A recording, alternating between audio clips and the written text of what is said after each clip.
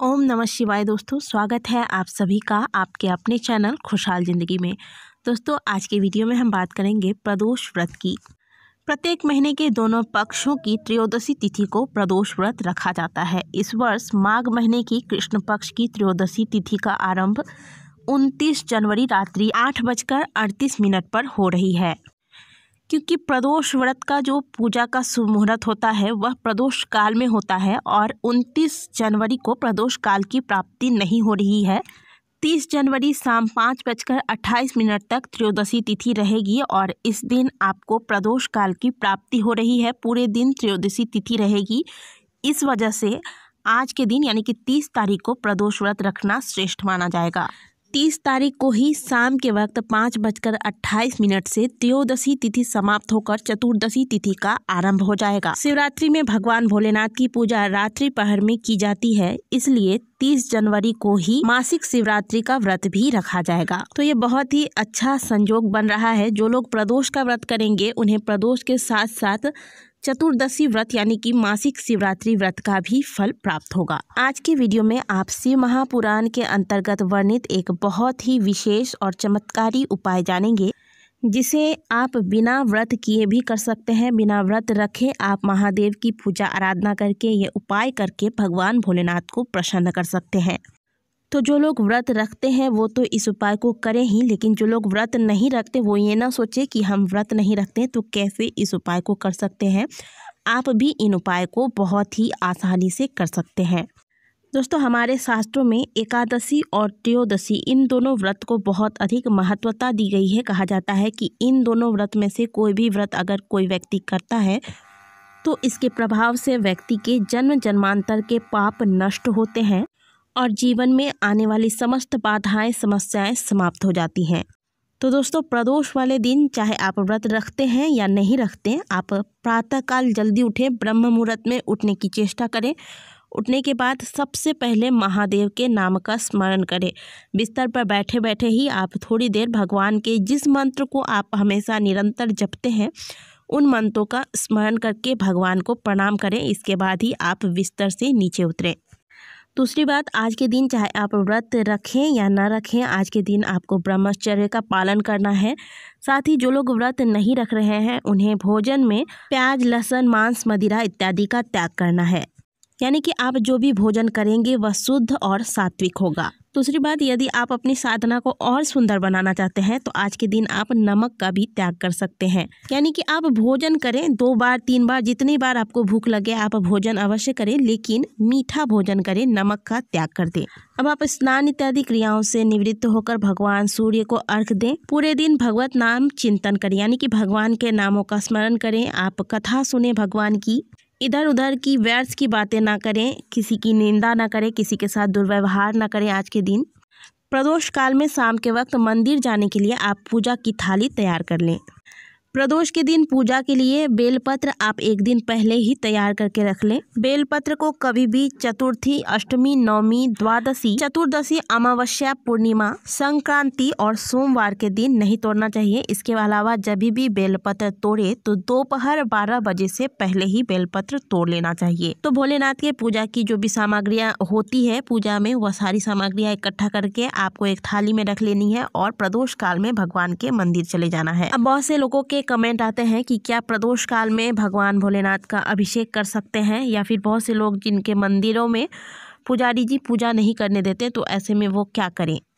देखिए, भगवान भोलेनाथ की पूजा का जो सबसे शुभ समय बताया गया है वह प्रदोष काल का ही है। तो आप प्रदोष काल में भगवान भोलेनाथ का अभिषेक बिल्कुल कर सकते हैं, इसमें किसी प्रकार का दोष नहीं लगता। अब जिनके यहाँ मंदिरों में पुजारी जी पूजा नहीं करने देते प्रदोष काल में, ऐसे में आप प्रदोष के दिन प्रातःकाल ही जाके भगवान की पूजा आराधना कर लें, लेकिन प्रदोष के दिन कोशिश करें कि मंदिर में आप जाएं अवश्य। तो आपको मंदिर पहुंच जाना है। मंदिर जाके भगवान का पंचामृत से अभिषेक करें, भगवान को शुद्ध जल से स्नान कराएं। 11 बेलपत्र कोशिश करें कि आज के दिन आपको प्राप्त हो जाए और 11 बेलपत्र में चंदन का लेप करके शिवलिंग पर अर्पित कर दें। यदि आपको 11 बेलपत्र नहीं मिल पाता है तो आप मंदिर जाएंगे, आपको वहाँ 1 बेलपत्र तो कम से कम अवश्य मिल जाएगा भोलेनाथ को चढ़ाया हुआ। वहाँ से चढ़ाया हुआ बेलपत्र आप उठाएं, उसे धोकर पुनः उस पर सुंदर से चंदन का लेप करें और उसी बेलपत्र को आप भगवान भोलेनाथ के शिवलिंग पर अर्पित कर दें। आपको वही फल प्राप्त होगा जो आप घर से बेलपत्र लेके जाकर चढ़ाते तो आपको प्राप्त होता। आज के दिन आप भगवान भोलेनाथ के मंदिर में जब भी जाएं तो पूजा पाठ करने के बाद शिवलिंग के सामने बैठकर शिव शिव शिव शिव शिव का जाप करते रहें।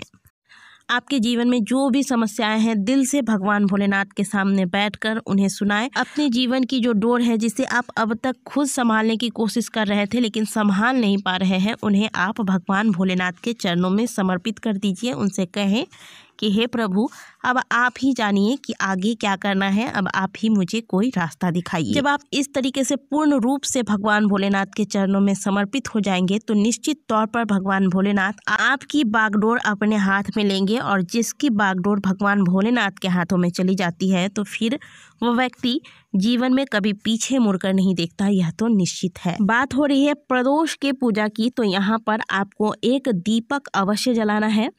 एक घी का दीपक की व्यवस्था करके घर से लेकर जाएं। ऐसा नहीं होना चाहिए कि आप वहां जाकर दीपक तैयार करेंगे, दीपक आप घर से तैयार करके लेकर जाएं, यह बहुत अच्छा होता है। इसके बाद आप मंदिर में जाकर पूजा पाठ करने के बाद भगवान के मंत्रों का उच्चारण करते हुए, भगवान के नाम का सुमिरन करते हुए इस दीपक को वहाँ प्रज्वलित करें। अगर घी का दीपक नहीं मिल पाता है तो आप तिल के तेल का इस्तेमाल कर सकते हैं। अगर आपको तिल का तेल भी नहीं मिलता है तो ऐसे में आप कर्पूर ले जाएं। कर्पूर तो बहुत ही आसानी से प्राप्त हो जाता है। कर्पूर ले जाएं, पूजा पाठ के बाद कर्पूर जलाएं, कर्पूर से भगवान की आरती करें। कर्पूर गौरम करुणावतारम जो हम नित्य की आरती में गाते हैं वही आरती गाएं आप विशेष में आपको क्या करना है ये जान लीजिए। अब आपको मदार के पुष्प ले लेने हैं, जिसे कि बहुत से लोग आंकड़े का पुष्प भी कहते हैं। दो तरह के होते हैं, एक नीले रंग का होता है, एक सफ़ेद रंग का होता है। जो भी आपको मिल जाए वह ले लें। कोशिश करें कि आपके हाथ में भर जाए इतना फूल आपके हाथों में होना चाहिए। यानी कि आपको पुष्पांजलि देनी है तो पुष्पांजलि में थोड़ा अधिक फूल चाहिए होता है, लेकिन आपको नहीं मिल पाता तो कोई बात नहीं है। अगर एक पुष्प भी मिलता है तो आप एक ही पुष्प लें, हाथ में थोड़े से अक्षत ले लें और फिर भगवान के मंत्र का जाप करें। मंत्र कौन सा होगा? श्री शिवाय नमस्तुभ्यम। या फिर यदि आप किसी शारीरिक कष्ट से परेशान हैं तो आप महामृत्युंजय मंत्र का भी जाप कर सकते हैं। तो आपको हाथों में पुष्प ले लेना है। पुष्प की कमी है तो एक पुष्प ले लें और अक्षत ले लें। अक्षत के दाने टूटे हुए ना हो, इस बात का अवश्य ध्यान रखें। पहले तो आप शिवलिंग को एक ध्यान से देखें, इसके बाद धीरे धीरे नेत्र को बंद करें। इस तरीके से जब हम ध्यान लगाते हैं तो हमारा ध्यान इधर उधर नहीं भटकता है। ऐसा मैंने खुद अनुभव किया है, इसलिए मैं आपको यह बता रही हूँ। इस प्रकार से आप भगवान का दर्शन करें पहले, इसके बाद धीरे धीरे नेत्रों को बंद करें। अब आप ऐसे मन में भावना रखें कि साक्षात भगवान भोलेनाथ और माता पार्वती आपके समक्ष बैठे हुए हैं। तो इस प्रकार की भावना रखते हुए आपको हाथ में पुष्प और अक्षत लेकर भगवान के मंत्र का जाप करना है। जाप करने के बाद आपको गिनना नहीं है कि आपको कितनी बार जाप करना है।